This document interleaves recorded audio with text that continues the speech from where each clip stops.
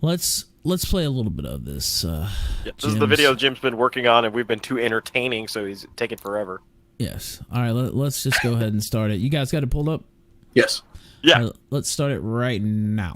One of the darker subjects that's come up, and I've seen this on a couple of websites, talked about on, like a couple of subreddits, talked about in video comments, but is he a guy that's threatened suicide on multiple occasions? Like, that keeps coming up, and I don't know if that's legit or if that's just people exaggerating. Tons of times. Many times. He has gone so far as to show the bullets and the gun that he would use to commit suicide. He's taken pictures of the 45 hollow point bullets and tweeted them out saying, "These are the bullets I will kill myself with when I run out of money." The rise and fall of a YouTuber is a tried and true tale, a storyline without many deviations or plot twists to it. It's a narrative arc that's become almost cliche at this point, something we've all seen play itself out thousands of times daily on the website itself. This 3-act story follows a fairly typical formula. There's the meteoric rise. This is when the YouTuber's channel is starting to really take off. They've established a fan base that will follow them from site to site. A dedicated group of individuals that want to consume the content that's being presented to them, no matter where it's coming from. These are the people that buy merchandise. These are the people that financially support the YouTuber.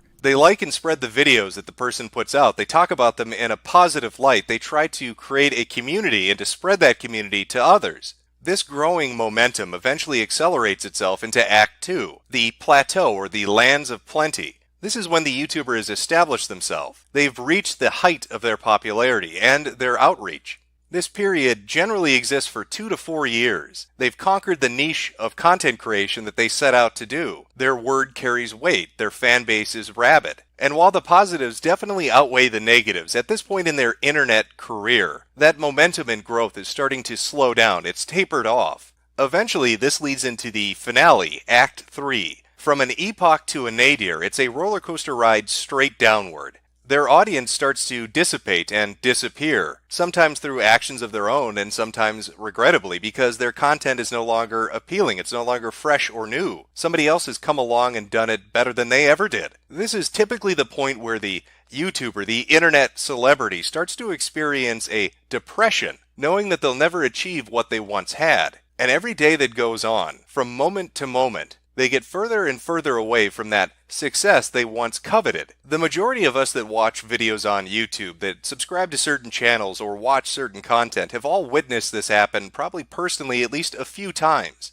I bet if you were to take a moment and really think about it, you'd start to have names pop into your head, and those names might be the ones that are spread the most. But as you give it a little bit of a think, as you really take a moment to look back on the people you used to watch, more and more names are going to come to the forefront. Some of those content creators might have pushed you away through their actions or behaviors, but others you probably simply lost an interest in, or completely forgot actually made content that you used to watch on a daily basis. And Wings of Redemption would be one of those names. He would be a person that has gone through this 3-act story. In fact, he's so far past the finale, we're in the credit sequence playing at the very tail end of the film. Now with this video, I'm not going to present a chronological retelling of the rise and fall of Wings of Redemption. As I said, it's a story we're all familiar with. There's nothing that I can tell you that's going to be a surprise. Instead, what I want to focus on are key aspects of his personality, his behaviors online, how he treats those around him, from his friends to his fan base,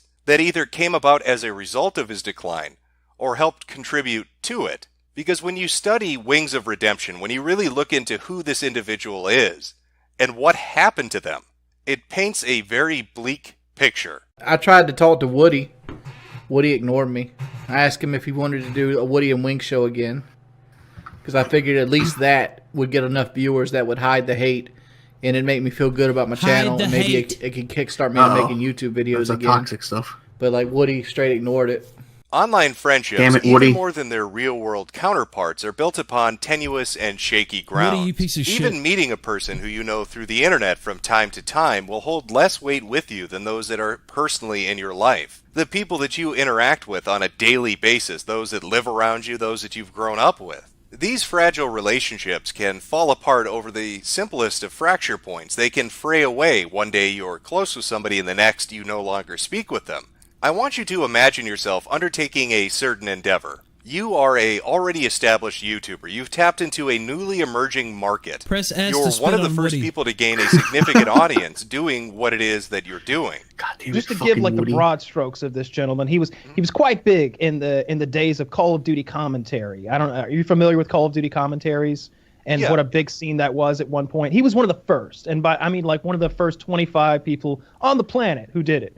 And at that time, it really didn't matter about the quality of your content as much as it did the quantity of your content, because there was a limited supply of it out there. Today, you can go on YouTube and find endless hours and hours of this stuff. But back then, especially if you wanted late-breaking, newest COD content, there were only a handful of guys who were doing it, and he was one of them. And one day you decide that you're going to create something new. You're going to bring in a couple of people that you know. Now, you're the top dog of the group, the alpha male e-celebrity in your little circle. You're much more popular than the other people. You're making way more money than they are making at the moment. At the time, he was making much more money than Woody or I. Woody and I we'd count up our money that we had earned at the end of the month and be like, man, maybe I'll earn this much by the end of the year. It's like, holy shit. $5,000 a year. Yeah, it was stuff like that. It's like, this is a fun hobby. I basically get my video games for free, sort of thing that we were doing. Wings was making $10,000 a month at this early juncture, and we were blown away by it. And so you go about creating this new thing with them. You put together a podcast. You call it Painkiller Already. There's Woody and there's Kyle, and they're coming along with you. You, the big guy, the person with a large audience, the person whose videos are watched by a huge community. But as time goes on, as you experience that 3-act play that we talked about in the opening, as that storyline unfolds, you begin to notice something. You begin to notice that your two compatriots, they've got stories of their own. And unlike yours, the duration of events that they're undertaking and the heights that they're reaching far surpass what you had. Imagine the animosity that would grow inside of you. When you think about it, most people don't begrudge others their own success. But there is a point where that changes. You're probably not upset at the person that wins the lottery, that gets the big payout, that becomes the millionaire or the billionaire, because there is a distance between you and them, and it doesn't enter into your real world. You're not thinking about it on a constant basis. But if it was your neighbor that was the winner, if it was a person that shops at the same place you shop at, if it's a person that bought that ticket at the same grocery store or gas station that you go to, you start to think about the missed opportunity. That should have been your money. You should have played those numbers. It's the proximity of somebody's success that breeds jealousy. So there you are, hosting your podcast with your two co-hosts who are now gaining popularity that is surpassing your own. Now, how do you think that's going to affect your interactions with them? What sort of frame of mind do you think that's going to put you in? Without Wings himself ever giving us his insight into this, and it's doubtful we'll ever get that, let alone honest insight, we'd be better served by looking at different examples of his relationship with them, his ungratefulness, and his backstabbing nature towards his co-hosts, people that are trying to help him out, to really understand what led to the end. Now, one prime example of that would be the weight loss challenge that Wings embarked upon. This was a concept that Kyle and he had come up with. It was something that was going to reinvigorate his dying channel. It was going to bring in new viewers. It was going to get his fan base reinvested in what he did. The premise was very straightforward. Wings was going to stay at Kyle's house. They were going to do a 30-day workout routine. They'd create the exercises. They would manage his diet. They would help with calories in and calories out. They would get him through this rough patch in his life. So what could possibly go wrong with this? Well, as it turns out, a lot of things. That month was one of the worst months of my life because Wings lives within his own bubble. He doesn't socialize, and so he doesn't curtail himself to social norms. Right away, myself, my roommate Katie, and my girlfriend were in my kitchen, and the bathroom is visible from the kitchen. And we hear this noise of water flowing into more water. And we all look up ponderously, and the bathroom door is agape, and Wings is pissing, and we and we can see most of him. I couldn't see the penis, nor could he. I can't see my penis at all. Only time I can see it's like in a mirror. It would seem that Kyle learned quite a few things about Wings very quickly during this extended sleepover at his house. Namely that Wings didn't really have much of a social awareness. He didn't really take into account what other people would be comfortable with. He wasn't very motivated. He wasn't very grateful for the help he'd been offering. And he was very apt to offer excuses for why he couldn't do things. All I'm hearing so far is, oh, here's a problem, all and here's you're, a problem, all and you're here's a hearing problem. all you're hearing are excuses, and that's another talk. Like me and Wings have had about 3 major talks like this. We talked about work ethic, we talked about half-assing things, and we also talked about excuses. That was the third one. That was the third talk we had, and I said that you are always able to come up with an excuse why you can't do something. You're a master of it. You can come up with an excuse why you cannot do anything I could possibly name, but I have never seen you come up with a reason why you can do something. This becomes all the more ridiculous when you take into account the amount of money that Kyle spent to accommodate Wing's stay with him, going so far as to remodel his bathroom. And so that night I was taking a shower in my shower after the show, and I was washing my hair, and I bumped my elbow on the shower wall, and I was like, God, the shower is a little narrow. And then it occurred to me, Wings of Redemption could not fit into my shower. And if he was going to live with me, we would have to put in a new shower. So construction began the next day on a $5,000 shower. $5,000. Not only are you letting Wings stay at your place, not only are you managing his exercise and you're paying for his food and you're trying to accommodate and help him out, you spend $5,000 remodeling your bathroom. For what? Or like that, to put on a nature documentary. That fat lady. Oh no. How'd you like a behind-the-scenes look at one of nature's most luxurious full-service hippo spas? And if the bathroom remodeling wasn't enough, don't forget the bed that he broke almost immediately upon showing up. The first night, he broke the bed in the room. It wasn't a bed, to be fair. It was a futon, because it was a guest bedroom, and I had never had a guest in there before. And so there was a futon, a couch that folds out into a bed. Mm-hmm. And I had slept on it once before. Like I was like, let's break this in. And I fucked my girlfriend on it, and it wasn't bad. It was pretty comfy. He broke it. So with that much capital invested, with that much time and effort put into it, did he stick to it? Did he work on it? Did he take the advice that he was offered by his friends who were trying to help him out in a time of need? Of course not. There aren't many people in your situation that would be so stubborn as to turn down something like this. No, it's shocking. I don't know of anyone who has tens of thousands of people rooting for him who can sit there and say, yeah, well, opening a yogurt is just too much effort. I don't like yogurt. I don't like it. And you don't make me do picking on it. I don't like it either. You've got tens of thousands of people cheering you on. And in response, you're like, fuck yogurt. Even with the money raised. And we set up an Indiegogo and raised him $10,000 cash. He still found a way to completely fuck this up. And it doesn't end there, because, of course, Wings being a big guy, not used to exercise, not used to a different sort of diet, well, he had trouble pooping. He didn't shit for a week. I mean, I didn't poop for the first 5 days. Looks like it's time to have good old Grandma fly on down so she can fish that crap right out of his shitter. So one of the worst feelings I've ever had in my life. I mean, the only other feeling that I could even contemplate with that would be the time I was constipated and the turd went sideways on me. That doesn't even make sense. let me tell the story. I had a really bad bout of constipation, and this was when I was on my diet in early 2011. The fuck? I started doing Slim Fast to replace my lunches. One thing I didn't learn about Slim Fast is it dehydrates you really, really badly. Like, you have to drink a lot of water when you're on Slim Fast when you're replacing it as meals, and I didn't do that. So I got dehydrated really bad. I'm talking about 3 or 4 turds deep. Like, it just hurt to walk. So I feared pooping for about a week. So what I did is I ended up going to get a saline enema. And I had my grandma give me a saline enema. And it softened it up enough to pass, but it only got a little bit. So, like, it softened like the first 3/4 of a turd.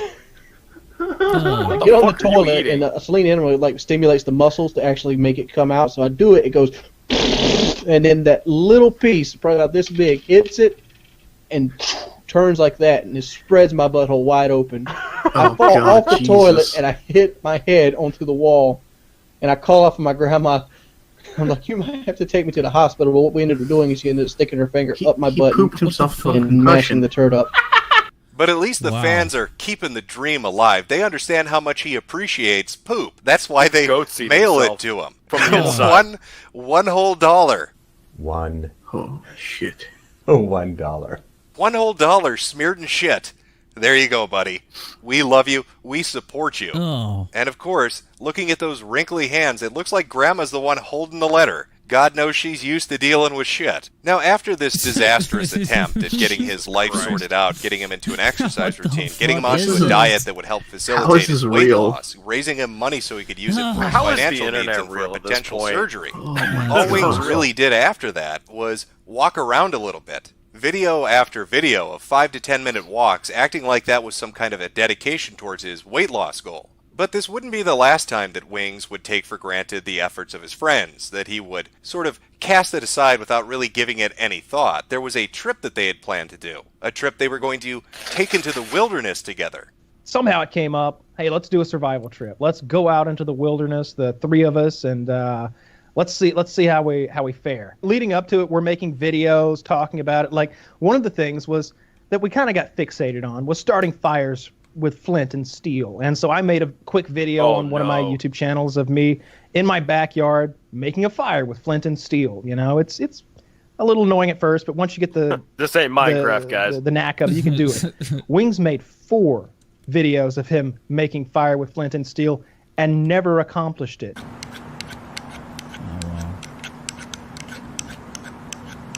You're doing it wrong. Son of a That's bitch. not how it works. And so That's I literally set not out how you on do this it. quite long drive. I'm going to say it's 5.5 hours from where I lived at the time to where we're doing this thing. So if I leave the night before, I'm going to get a motel room in the area 30 minutes from the meetup location. And that way I don't have to drive, early in the morning. I don't want to leave my house at 5 a.m., get there at 10 a.m., and be already just kind of out of it before we begin hiking and surviving and such. So I'm driving in the night before. And I think to myself, hey, let me give old Wings a call, make sure we're all good to go here, because it's Wings.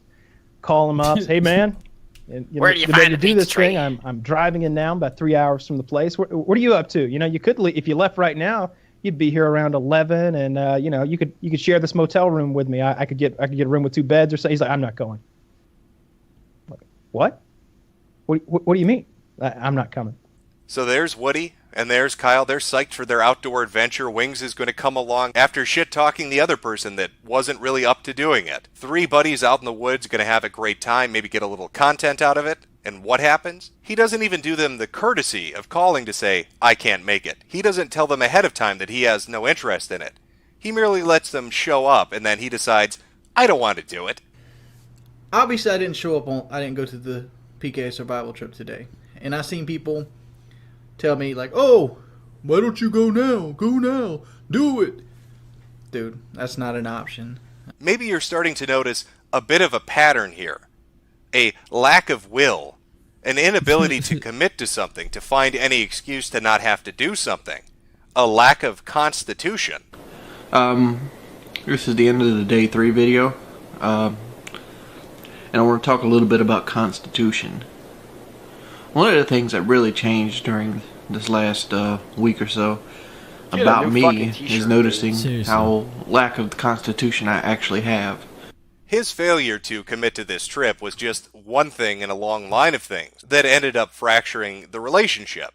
But I think the most damaging one would be what he did to Woody. It's one thing to bail out of a commitment to a trip. It's another thing to let your friend put in a large financial investment and time and effort to help you lose weight and then flip-flop and walk away from it. It's another thing entirely to financially support somebody that is attacking your friend's child. Let me read this out before you go into the story. Maybe you can tell me if this is accurate or not. And this was, I believe, from 2014 or 2015. Earlier this year, it was revealed that he worked as a double agent, helping a YouTube troll attack a 10-year-old autistic son of one of his friends. Is that talking about you? That sounds like it. Yeah.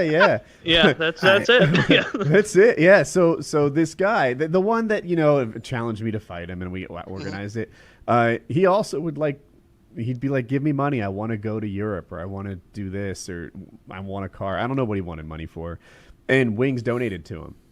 And I felt like that, like for me, that was a real betrayal, right? This is a guy who doesn't just attack me; he attacks my wife and my children. Wait, no, say.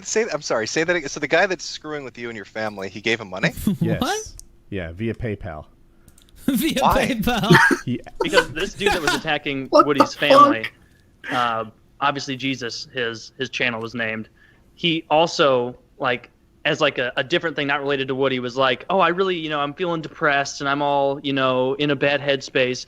I would feel really way better if I could go on like a 3-week, no thinking about anything European vacation. So donate to my European vacation. Oh, also, I need a new gaming PC. That would really pull me out of this funk. And so that's basically what he was doing, e-begging for vacations. that makes no fucking sense. You guys were doing a show together at the time, yeah? We were friends. Yep. You're friends with him, and you're doing a show together, and the guy that's fucking with you, he gives him money. Yeah, that's not the Yes. only one.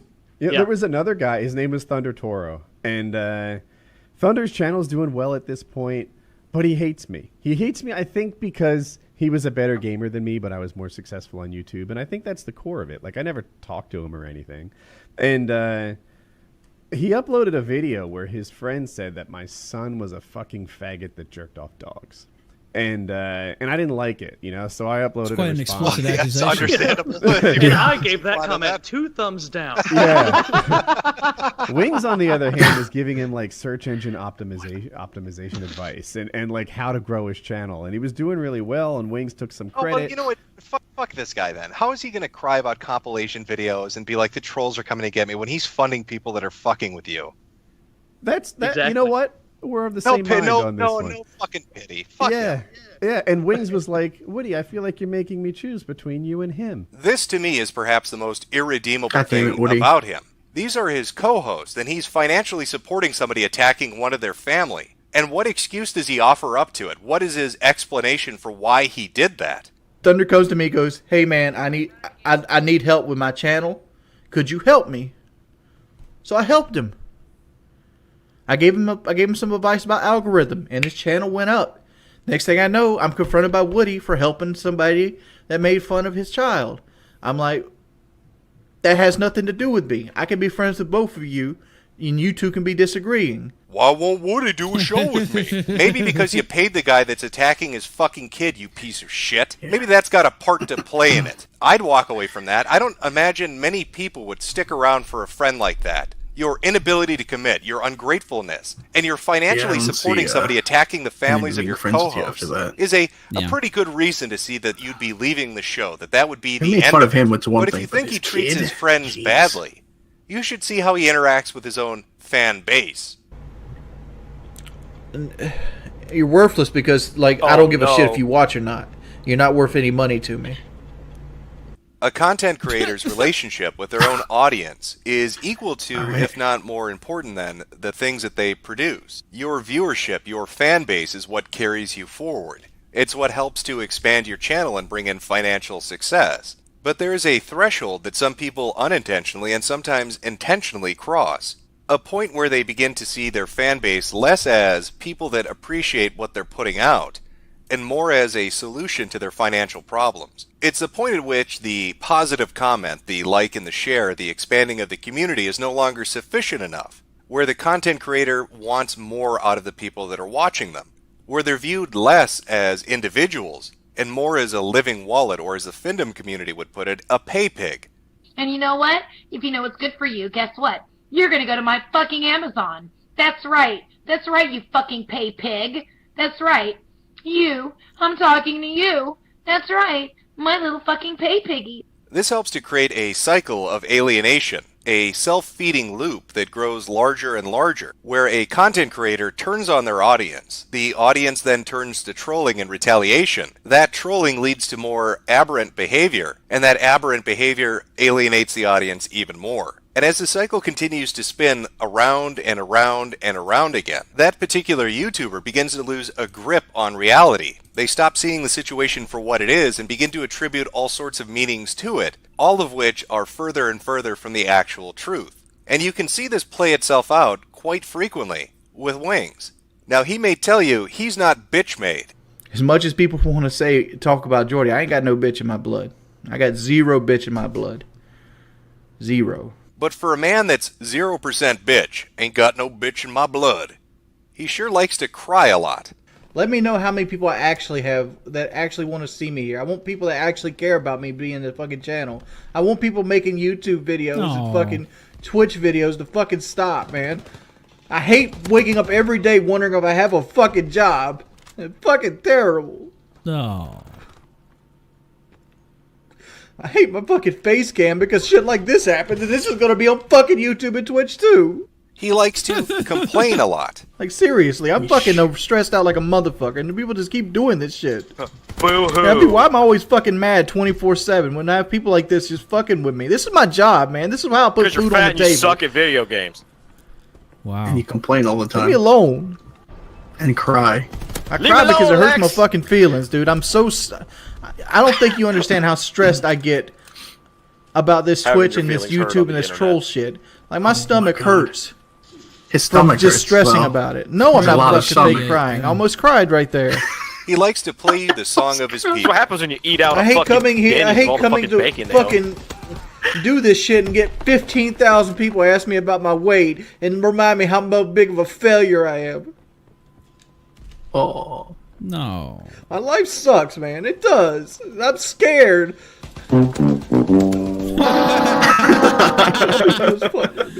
And why does he find himself in this situation? Well, it's those goddamn trolls, the people that are harassing him online. Report every video that you see. Like, honestly, every time you click on one of those videos, just report them. Wow. If I had 300 people report every video 300 times, those channels would be took down. Those channels would be took down. I don't know why. I don't know why the trolls keep harping on it. Like, that doesn't bother me one bit. Like I said, I'm not smelling my hand either. Like, I touch my nose all the time because it's a twitch. I'm not smelling it at all. Ran the fuck out of there. Oh, I almost caught me. Hey, Jordy, I almost caught me a wild ash today. Digging in his freaking ear. ash? If somebody could please, like, get me their information. Like, maybe, like, I forgot what that shit's called. But... like, if somebody could give me, like, their information, like their name, their address, the number, how I can get in contact with these guys, I would really like to know because, like, I'm seriously considering suing them. And even more than that, it's the unappreciative fans who aren't being good enough little pay pigs and taking care of his needs first. Fuck that's the how you know content. you're dead. I hate making the content. I want the goddamn money. Yeah. Well, Tangy, stop showing up for fucking Call of Duty. The only reason I stream Call of Duty is when I'm at the point where I need subscribers. I don't play this game for fun. I don't give a fuck about Call of Duty. He doesn't play it for fun. Like, I hate Call of Duty. I fucking hate it. It fucking ruined my life. Call of Duty doesn't suck. I'm not a huge fan either, I but hate everything about it. I mean, he dedicated his life to playing. Ban niche, please. I don't give a fuck if I finish one game or not, dude. Please, just leave me alone. Just leave me alone. I hate Call of Duty. I don't like playing this shit. Leave me alone, I don't want to play Call Leave of me Duty. alone, bitch! There's exactly no games I want to play at this point. Shock Steve. Alright. Shock Steve, here it is. I'm going to download Fortnite, Shock Steve. If I don't reach 520 subscribers within 2 hours, I'm perma-banning you. And so you can see the loop play itself out. Wings hates the content that he makes, but he feels it's the only way to bring in viewers. I'm gonna go play the viewers Fortnite. show up to watch him Most freak out. oversaturated game in He the freaks market. out and gets angry. That makes more viewers turn to trolling, which just continually escalates the situation. And what does he need all that money for? Well, obviously, all the broken controllers. Oh no. Oh shit! Don't do it. Ban Super Hans. Boogie, don't do it. Yes, do it. Break everything. Fuck you! Fuck you! Yes! No. Yes! Oh fuck. Yes! I'm about to break! Oh shit. Yes!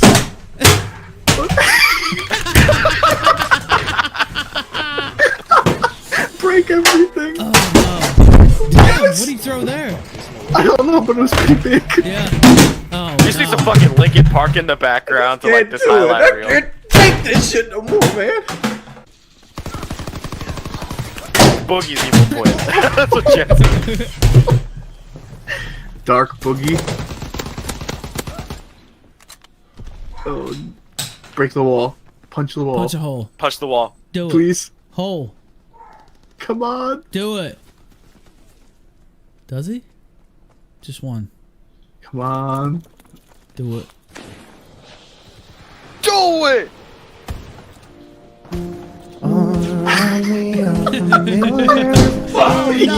Is it any wonder that temper tantrums like that on display, with him freaking out on a daily basis on his Twitch live streams, that trolls have begun to congregate around him? It's reached the point where there is a booming business and doing compilations of Wings freakouts, with multiple channels popping up to catalog his every fuck up and breakdown. Because deep down, people love a good dumpster fire. Nobody likes you. An entire fucking industry has spawned hating on Wings of Redemption. The Wings of Redemption is exactly like a NASCAR driver that crashes every weekend and thinks that people come out because of his driving skills.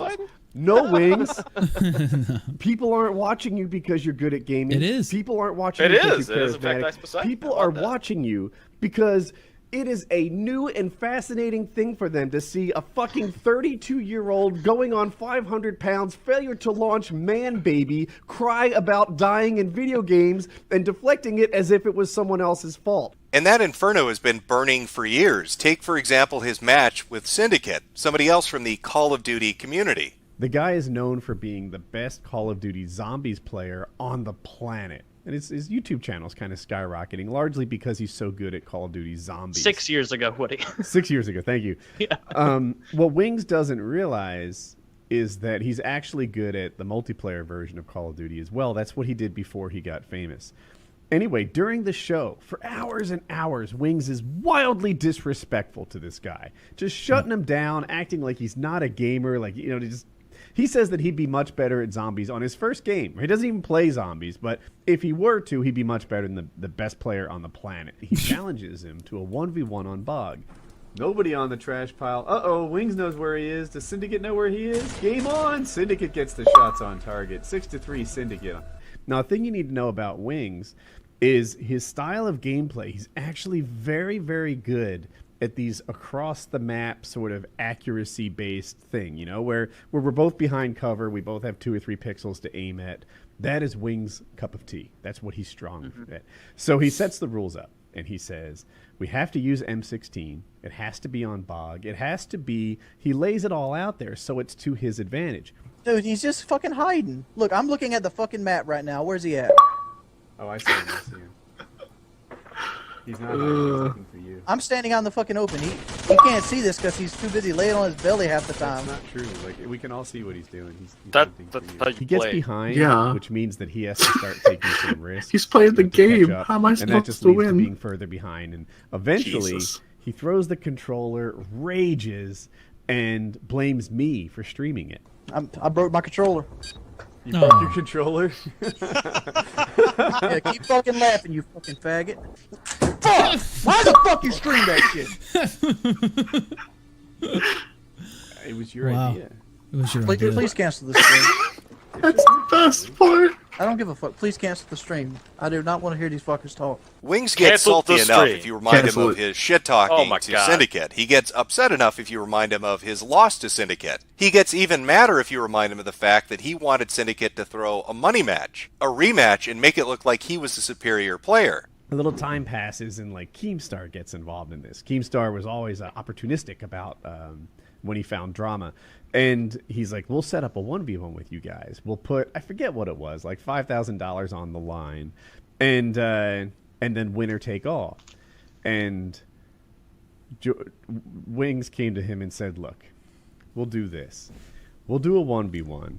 You throw it. You look, I'm gonna win anyway because I'm Wings of Redemption. But you throw it just to lock that in, and then I'll keep. I think. What did he want the split to be? It was to his. See, that's the best part. Wings would keep the lion's share and get the victory. But what really pisses him off is when you mention Keemstar. I don't like Keemstar. I wish he would get in a car wreck.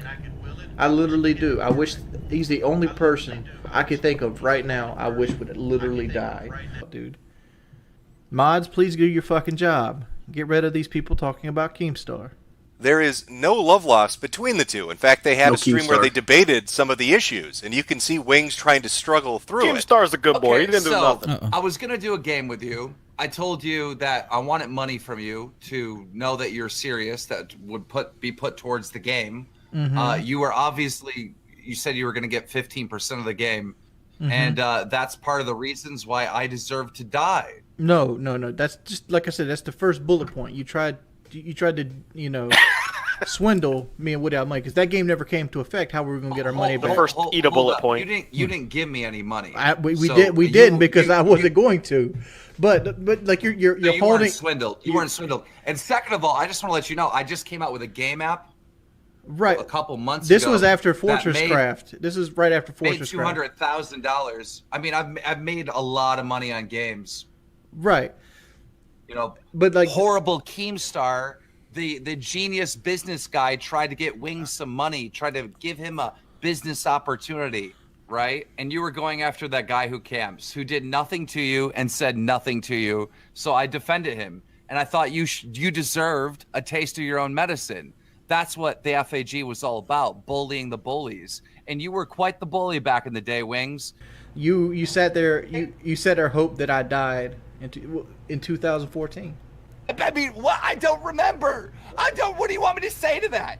You hoped I would die in 2014. What do you want me to say to that? I don't remember any of this. Right. I wouldn't remember this right here unless people blew out proportion. You know what I thought? A little bit more. Can you give me a little bit more, like, backstory? No, let me go find the video.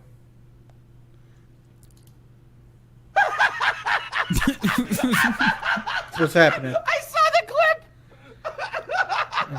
Okay, so I tweeted you a joke. I said you're a lot like your channel, large and slowly dying. Yeah.